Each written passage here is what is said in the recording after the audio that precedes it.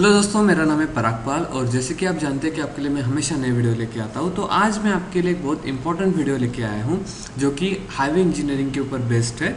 और उसके बारे में इंट्रोडक्शन मतलब जो डेवलपमेंट ऑफ हाईवे है, इस टॉपिक के ऊपर मैं डिस्कशन करने वाला हूँ।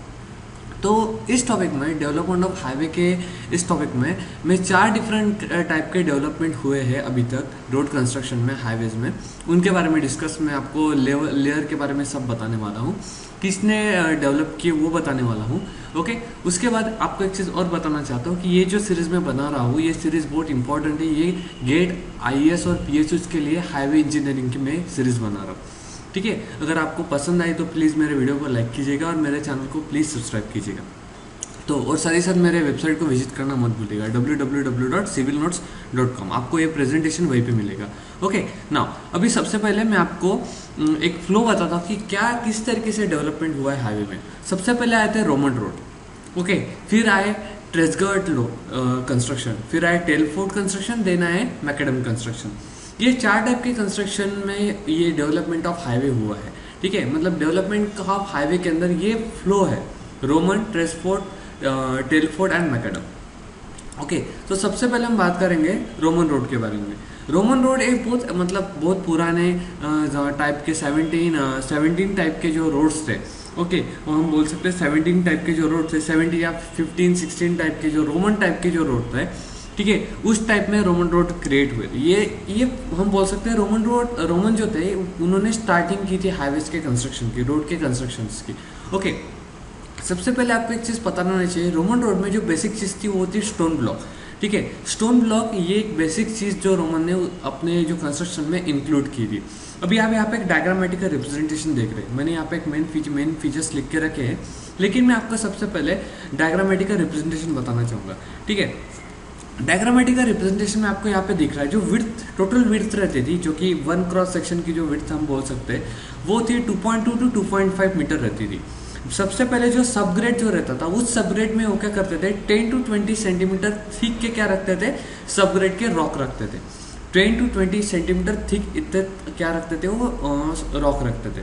ओके, साथ ही साथ जो मतलब वेयरिंग कोर्स जो था, उसमें भी वो क्या करते थे, मतलब जो लार्ज स्टोन स्लैब जो रहता था उनका, वो भी उनका 10 to 15 सेंटीमीटर क्या रहता था, ठीक रहता था।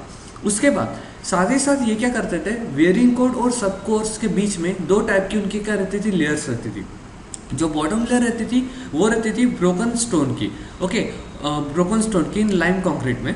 ओके, और उसका ये जो रहती थी, और दूसरी जो रहती थी वो रहती थी लाइम कंक्रीट की। ठीक है, मतलब पहले ब्रोकन स्टोन रहते थे, बाद में लाइम कंक्रीट रहता था। ओके, और यही नहीं, साथ ही साथ जो अपनी जो सॉइल थी उसका ओवरलैप या फिर मतलब बोल सकते हैं कि लूज सॉइल होना, कुछ भी होना, इन सॉइल का मतलब फॉलम होना सॉइल का, इनके लिए, इनको रिड्यूस करने के लिए, इनको रिटेन करने के लिए, सॉइल को over scheduling, over stability retain करने के लिए वो क्या करते थे, कर्व स्टोन प्रोवाइड करते थे। ठीक है, तो इस तरीके से एक टोटल ढांचा है जो कि उनका क्रॉस सेक्शन मैंने आपको बताया। ठीक है, अभी सबसे मेन कंसेप्ट है उसका, they were build a straight regardless gradient. मतलब क्या होता था, उनका जो रोड रहते थे उनमें जो ग्रेडियंट रहता था वो बहुत ही कम रहता था, निग्लिजिबल रहता था। ओके, उसके बाद यही नहीं, वो तब तक कंस्ट्रक्ट करते थे जब तक उनको हार्ड स्टार्टा नहीं मिलता है, मतलब हार्ड रॉक स्टार्टा जब तक नहीं मिलता है तब तक वो क्या करते थे, कंस्ट्रक्ट करते थे। यही एक रीजन था उनकी, जिसके वजह से उनका डेप्थ ऑफ कंस्ट्रक्शन जो रहता था वो 0.75 to 1.2 मीटर तक उनका जाता था। ओके, और वेयरिंग कोर्स के बारे में तो मैंने आपको वैसे ही बता दिया। तो यहाँ पे रोमन रोड में रहते थे 4 लेयर। सबसे पहले लेयर रहती थी आपकी लार्ज स्टोन स्लैब की, जो कि 10 to 15 सेंटीमीटर की रहती थी। उसके बाद आता था आपका लाइम कंक्रीट, देन आता था आपका broken stone, okay, in lime concrete, then आता था आपका सबग्रेड जो कि रहता था 10 to 20 सेंटीमीटर थिक। ओके, तो ये पूरा, और साथ ही साथ एक साइड में जो ओवर स्टेबिलिटी, मतलब स्टेबिलिटी रिड्यूस करने के लिए, स्टेबिलिटी मेंटेन करने के लिए सॉइल की जो रहता था, उसको हम कर्व स्टोन यूज करते थे रोमन के टाइम में। ठीक है, तो ये टोटल तरीके का रिप्रेजेंटेशन मैंने आपको यहाँ पे दिखाया है। ओके, रोमन रोड ये सबसे पहला कंस्ट्रक्शन, जिन्होंने हाईवे रोड का कंस्ट्रक्शन स्टार्ट किया वो रोमन ही थे, जिन्होंने हाईवे को या रोड कंस्ट्रक्शन को इंट्रोड्यूस किया था। ओके, अभी हम जाएंगे सेकंड कंस्ट्रक्शन के ऊपर। जो कि है ट्रेसागेट कंस्ट्रक्शन।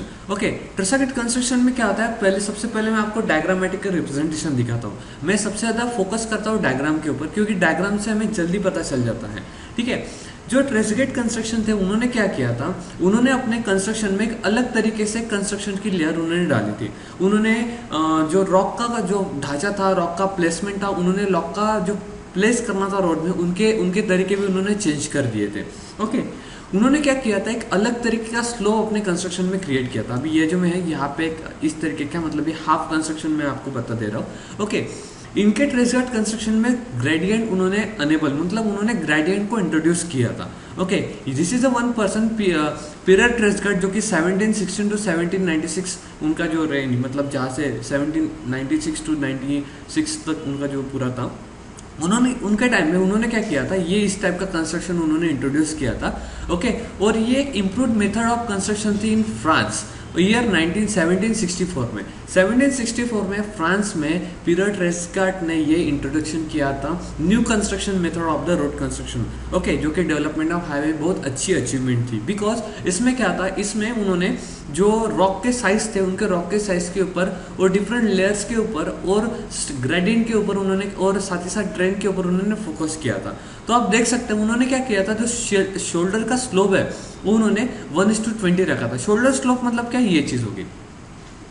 ओके, शोल्डर स्लोप मतलब हो गया 1:20। ओके, देन साइड ड्रेन उन्होंने प्रोवाइड किया था। साइड ड्रेन क्यों प्रोवाइड किया, क्योंकि उन्होंने सबसे पहले ग्रेडियंट प्रोवाइड किया। ग्रेडियंट इसलिए प्रोवाइड किया ताकि ऑब्वियसली जब रेन होता है तो उसका वाटर एक ड्रेन में जाना चाहिए, तो उसलिए उन्होंने साइड ड्रेन प्रोवाइड किया था।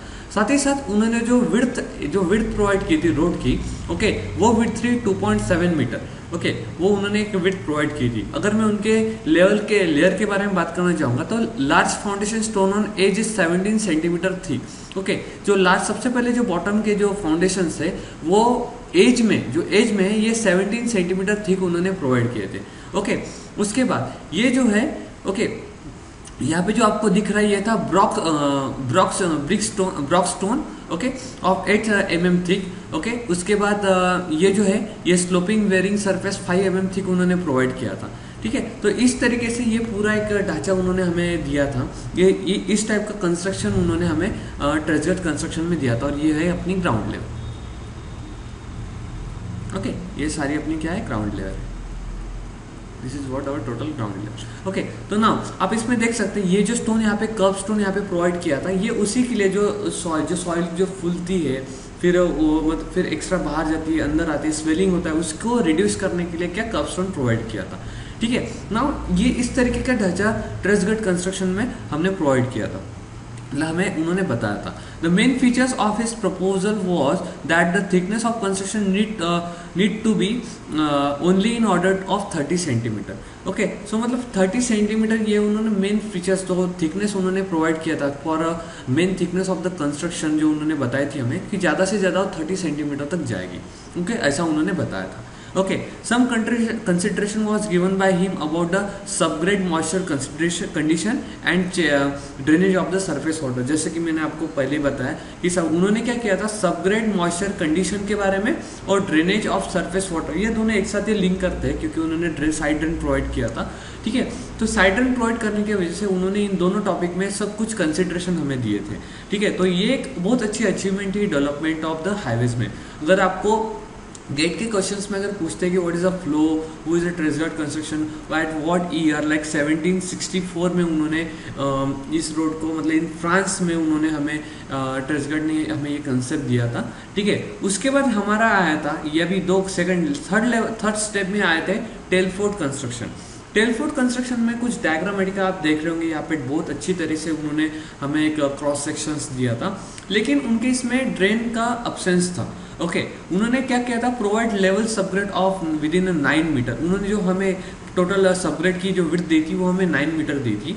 The binding layer of the wearing course is 4 centimetre thick. जो हमारा बाइंडिंग लेयर जो रहती थी वेयरिंग कोर्स की, हमें 4 सेंटीमीटर उन्होंने थिक प्रोवाइड की थी। Was provided with cross section of 1:45।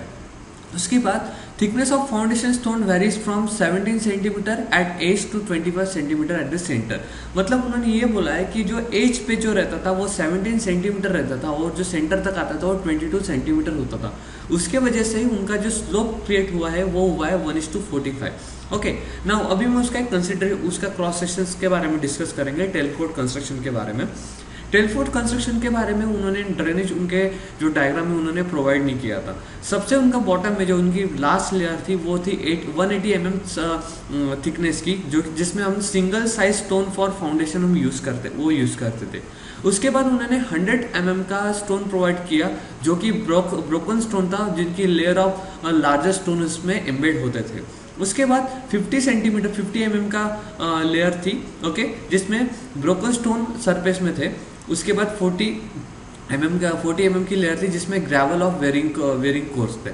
ठीक है, तो इस तरीके से टोटल उनका क्या था, एक लेयर थी, एक जो उन्होंने 4 लेयर में अपने हमको डिवाइड करके दिया था। सबसे पहले single size stone for foundation, then broken stone layer for last stone of the last stone, then broken stone of the for surface, okay, then the gravel wearing surface. Okay, तो ये type का Telford construction ने हमें provide किया था कि इसमें उन्होंने बोला था कि इस टाइप का कंस्ट्रक्शन हम प्रोवाइड करते हैं, और उन्होंने उसी हिसाब से 1:45 के हिसाब से इस तरीके से क्रिएट किया था ताकि एज पे 17 सेंटीमीटर उनका थिकनेस रहे और सेंटर पे 22 सेंटीमीटर उनका क्या थिकनेस रहे। तो उसके हिसाब से, उसका पूरा बाइंडिंग के हिसाब से उन्होंने 1:45 के हिसाब से उन्होंने ग्रेडियंट क्रिएट किया था, बट उन्होंने उनके डायग्राम में ड्रेनेज प्रोवाइड नहीं किया था। उसके बाद हम लास्ट जो लास्ट इसका डेवलपमेंट ऑफ जो हाईवेज है उसमें जो लास्ट और लेटेस्ट जो कंस्ट्रक्शन इंट्रोड्यूस हुआ था वो था, और मैं आपको एक चीज़ बताना भूल गया कि ये जो ओके, हाँ ये बराबर है। फिर जो लास्ट है मैकेडम कंस्ट्रक्शन आया था। मैकेडम कंस्ट्रक्शन में क्या हुआ था, ये मैकेडम कंस्ट्रक्शन बहुत ही इंटरेस्टिंग टॉपिक है, जो कि बहुत अच्छी अचीवमेंट थी हमारे डेवलपमेंट ऑफ हाईवेज में, जिसके वजह से हमारे हाईवे बहुत अच्छी तरीके से बिल्ट होने लगे हैं। ओके, मैं जहाँ पे इंटर्नशिप किया वहाँ पे मैं भी मैकेडम कंस्ट्रक्शन के हाईवेज के ऊपर मैं वर्क किया, और IMS से ये बहुत अच्छा कंस्ट्रक्शन होता है हमारे सिविल इंजीनियरिंग में, और बहुत अच्छी अचीवमेंट है। ओके, नाउ तो मैकेडम कंस्ट्रक्शन के बारे में सबसे पहले आपको बता दूं कि जॉन मैकेडम, जो कि 1756 टू 1836 जो उनका टोटल काल रहा है, ओके, उन्होंने एक नई मेथड इंट्रोड्यूस की थी, और उन्होंने खुद के सरनेम के हिसाब से, मैकेडम के हिसाब से उन्होंने ये मैकेडम कंसेप्ट इंट्रोड्यूस किया था। जॉन मैकेडम मतलब he invented this method Macadam construction. हम मैकेडम कंस्ट्रक्शन को ब्रिटिश रोड भी कहते हैं, आपको ये चीज़ ध्यान में रखना पड़ेगा कि मैकेडम कंस्ट्रक्शन को ब्रिटिश रोड भी कहते हैं।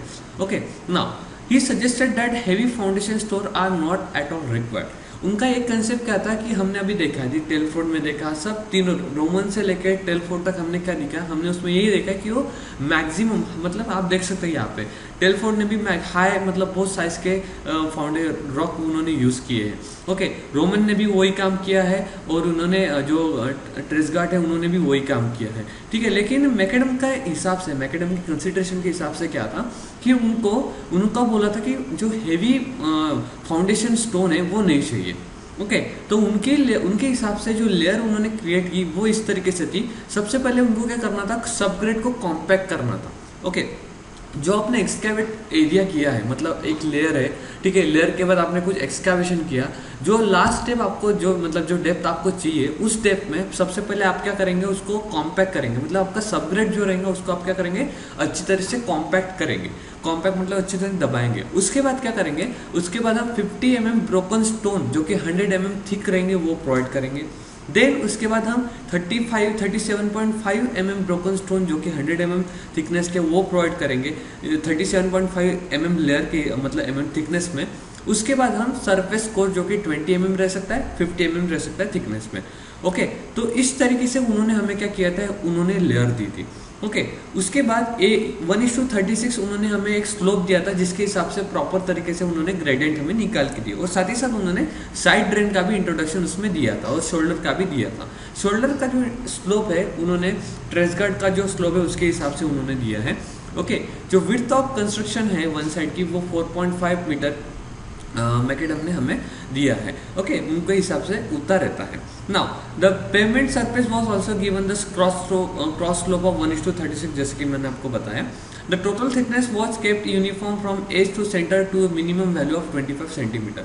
ठीक है, मतलब जो total thickness was kept uniform from edge to centre to a minimum value of 25, मतलब एक कर्व ग्रेडियंट प्रोवाइड करने के लिए उन्होंने क्या किया था, 25 mm की यूनिफॉर्म थिकनेस को उन्होंने क्या किया, 25 सेंटीमीटर की एक यूनिफॉर्म थिकनेस उन्होंने फॉलो की थी। ओके, तो मैकेडम कंस्ट्रक्शन एक बहुत अच्छा इंपॉर्टेंट टॉपिक है, इंपॉर्टेंट कंसेप्ट है और बहुत अच्छा डिफरेंट एक अचीवमेंट बोल सकते हैं, अच्छी खासी अचीवमेंट हमारे सिविल इंजीनियर में मैकेडम में दिए थे। अभी मैं आपको एक चीज़ और बताना चाहूँगा कि मैकेडम कंस्ट्रक्शन जो है उसके लिए आपको, अभी ये तो उसका बेसिक कंसेप्ट हुआ, लेकिन वो क्या एग्जैक्टली किस तरीके से होता है, तो उसकी मैं आपको लेयर बताता हूँ। सबसे पहले आता है compaction of the subgrade. Okay, compaction of subgrade, sorry मेरी हैंडराइटिंग थोड़ी गंदी है, ओके थोड़ा मैनेज कर लीजिएगा। ओके, देन सेकंड सबसे पहले आता है आपका जीएसबी। ओके, देन आएगा आपका थर्ड, पहले ग्रैनुलेटेड जो बोल्ट आ गए वो ये आ गए अपने ग्रैनुलेटेड जो ये आएगी, उसके बाद जीएसबी के बाद हम डालेंगे WMM फर्स्ट लेयर। ओके, फिर हम डालेंगे WMM सेकेंड लेयर, जो वेट मिक्स मैकेडम है। ओके, उसकी फर्स्ट लेयर डालेंगे, फिर सेकेंड लेयर डालेंगे, और फिफ्थ में हम डालेंगे DBM dense bound macadam. Okay, और सिक्स में डालेंगे हम बाइंडिंग को किया और बिटुमिनस कोर्स। ओके, तो ये एक लेयर है जो मैकेडम में, मैकेडम कंस्ट्रक्शन में, ओके मैकेडम कंस्ट्रक्शन में आती है, या फिर एस्फॉल्ट और बिटुमिनस कंस्ट्रक्शन में ये फ्लो होता है। सबसे पहले कॉम्पैक्शन आएगा, फिर जीएसबी होगा, फिर WMM1, फिर WMM2, फिर DBM और BC। ओके, ये एक लेयर क्या होती है, ये एक टोटल एक फ्लो है मैकेडम कंस्ट्रक्शन का। ठीक है, तो आई होप दोस्तों कि मेरा वीडियो आपको बहुत पसंद आया है। अगर आपको मेरा वीडियो बहुत पसंद आया तो प्लीज़ एक काम कीजिए, मेरे इस चैनल को प्लीज़ सब्सक्राइब कीजिए। ओके, प्लीज़ सब्सक्राइब कीजिएगा। ओके, और मेरे इस चैनल को प्लीज़ लाइक, वीडियो को भी लाइक कीजिएगा। ओके, और मेरे वेबसाइट है यहाँ पे मैंने लिखी है civilyonotss.com। ओके, उसके ऊपर जाइए, वहाँ पे विजिट कीजिए, आपको बहुत अच्छे वीडियो मिलेंगे, और साथ ही साथ बहुत अच्छे कंसेप्ट, अगर आपको कुछ चाहिए वीडियो तो आप मेरे चैनल में मुझे कमेंट कीजिए, मैं आपको हेल्प ज़रूर करूँगा जिस तरीके से मुझे टाइम मिलता है। ठीक है, तो दोस्तों मेरे नेक्स्ट वीडियो में मैं आपको कुछ डिफरेंट टाइप ऑफ जो प्लानिंग हुए थे, मतलब हाईवेज में जो सबसे पहला प्लान जयकर कमेटी वगैरह जो भी चीज़ें आई थी उनको मैं डिस्कस करने वाला हूँ। तो प्लीज़ मेरे वीडियो को देखते रहिएगा और मेरे वीडियो को लाइक करना मत भूलिएगा, और please subscribe my channel. Thank you and have a nice day, bye bye.